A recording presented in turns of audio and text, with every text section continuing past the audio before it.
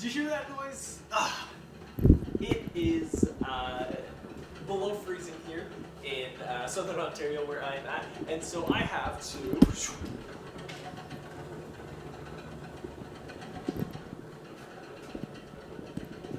Yeah, that's right. I have a garage furnace. I know you're a little jealous. It's top of the line. It might catch fire and blow up, and that might happen. But it is super loud, but we need it on right now. Hopefully it's not for the entire video. Hopefully you can still hear me well. Hopefully when I turn the camera around, you can still hear me just the same. I adjusted the microphone. Instead of pointing forward, now it's facing up, so either the audio is going to be terrible the entire time, or it'll be good, hopefully the whole time. Besides that.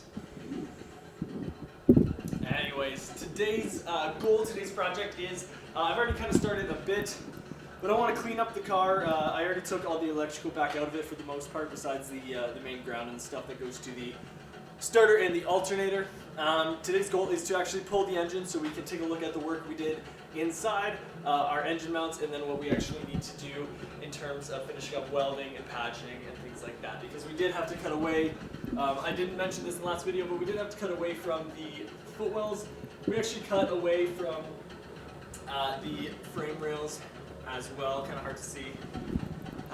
So we need to make sure all that's patched, all that's strong, and put in some supports as well. We're not going to put those supports in today. I need to get some different metal for that, but I do want to get the inside cleaned up and ready to be painted, all sanded down, stuff like that. So before we do that, originally this is our transmission mount here.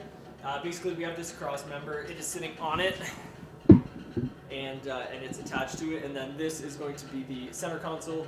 Attached in there, attached to the sides, attached to the back. It should be pretty sturdy. But I think this whole thing's going to come out. I'm going to sand down everything, clean it up. There are some holes and stuff that I'd like to maybe patch in the floor. Again, we'll see how far we get today. But I do have someone coming to help me. I don't know if he'll be on the video or not, but he's pretty interested in this stuff, so I thought he could come and give a hand. But today's goal, clean this up, pull the engine again. Let's get to it. All right, okay, here's what we're looking for. This should be attached again. It needs to come under the bars, obviously, and at the front. We want to make sure this detaches. The one part that's very sensitive on here is down here is the clutch slave cylinder. We just want to make sure that doesn't get ripped off. So I'll just tell you if I see anything hit.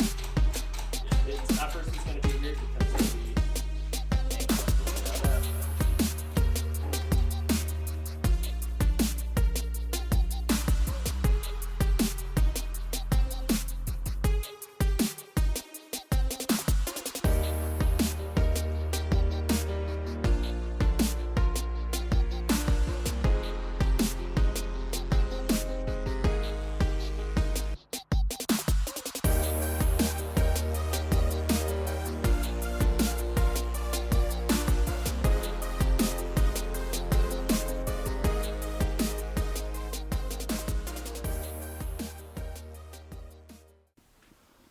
Alright, so if you follow me on Instagram, you probably know this is the second time I'm recording this. The first time, the mic was all messed up, the static was all I could hear.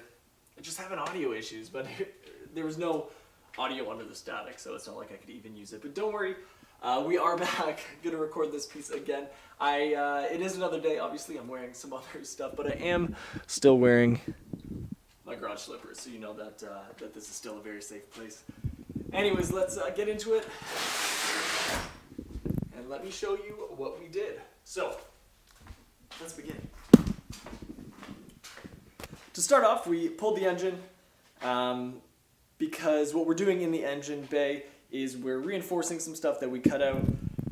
We are welding in our mounts fully, and we're patching some stuff that we had to cut to make room. So, some of the things we had to clear on this side, we had to clear this side of the pumpkin, of the bell housing.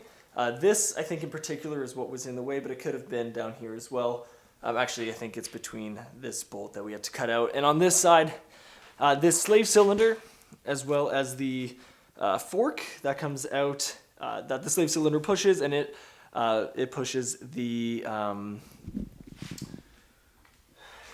it pushes the the throwout bearing to release the clutch or to activate the clutch. I'm still learning, so if I'm saying things a little wrong or a little backwards, I'm very sorry, but I am trying to learn. But anyways, those are the two things we had to clear, and so this is kind of what we cut away. So everything down here is the same, but what we cut out is the frame there for the slave cylinder, the frame there for the side of the bell housing. As well, we have to cut away here for the air intake. Now, that is a big chunk of it to cut out, but honestly, it really doesn't affect legroom. If we look in my brother's Midget, you see that this was kind of at the top anyways, and mine actually had a glove box underneath. I know the lighting was a little bad there, but basically, that'll just be a piece that goes over. It really won't take away at all. Actually, there's one of the pieces to start filling it in, so that's not a huge issue. The biggest issue is right there. We have to cut the main cross member on the car. So if we come around here, and you might have noticed this in previous videos, but we had to cut that, and that is a huge structural part. And I know you're thinking like, Greg, what are you doing? But honestly, there was no way around it. And I know a lot of guys who do either Z-Tech or K-Series conversions, they have to cut it as well, at least from the research I've done. So we have some ways around it. Number one, for now, we put this bar in just to keep the rigidity of the car. I'm not really sure if that'll work until we get the doors back on, but hopefully everything stayed square. As well, to kind of combat this, underneath the transmission, there will be some loops. They should be pretty strong. We have some engineering in place to hopefully keep some rigidity. As well, to deal with the cuts in the actual frame here, I think what we're going to do is underneath the car, from this corner on both sides, underneath the footwell up to about here, we're going to weld some thick tubing or some thick metal under there. And I do think that'll really add a lot of rigidity. Even how it was before, you know, these guys were attached kind of in an L shape. I think that triangle really will be a lot stronger anyways. As long as we have some rigidity through here, we should be fine. As well, if you saw on the ground or in the last video, that goes across here. That's part of our transmission mount, as well as it's going to add some rigidity. There's going to be some more tubing laid down, and then that's also going to create our center console. So there is going to be more rigidity added in. I want to make sure this car is safe. Now, this isn't a car that I'm going to beat on like crazy. At least that's not the plan. And it's not a car I'm going to be racing or anything like that. So really, it should be safe no matter what. But the last thing I want is the car to fold in half while I'm going down the road. So that's kind of where we're at with this. So basically what we need to do left is finish welding everything in properly, add those mounts, finish tacking this up, and finishing welding that. I think I'm going to cut the rest of this away because it really has no purpose and it looks terrible. But then once all that's done, we are going to paint this as well as paint inside of here. You see my sander, I'm already trying to sand down and clean up a bit.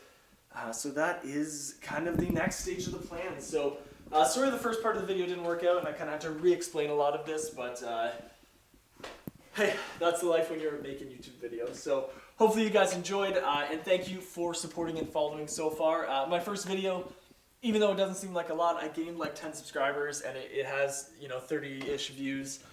Which for a first video, that feels awesome for me. So thank you guys. Hopefully you enjoy this one as well, and hopefully you enjoy the ones to come. If you enjoyed, subscribe. If you want to see a little more content between videos, feel free to follow me on Instagram.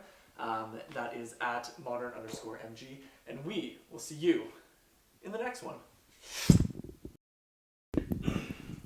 On like a complete side note, while we're in here, like, should I paint the block? Like, originally I ground it down, it was looking all clean, and now it just looks rusty. As well, my valve cover, I originally wanted to do it in... Hey! Stark! Stark! Excuse me, sir, what are you doing? Holy cow!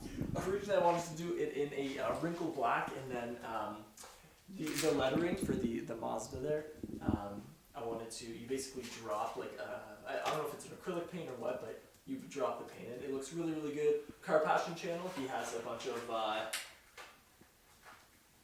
gonna kill him. He has a bunch of Miata content, and that's what he did on his. It looks awesome. So if you think I should do that, let me know. All right, we'll see you in the next one.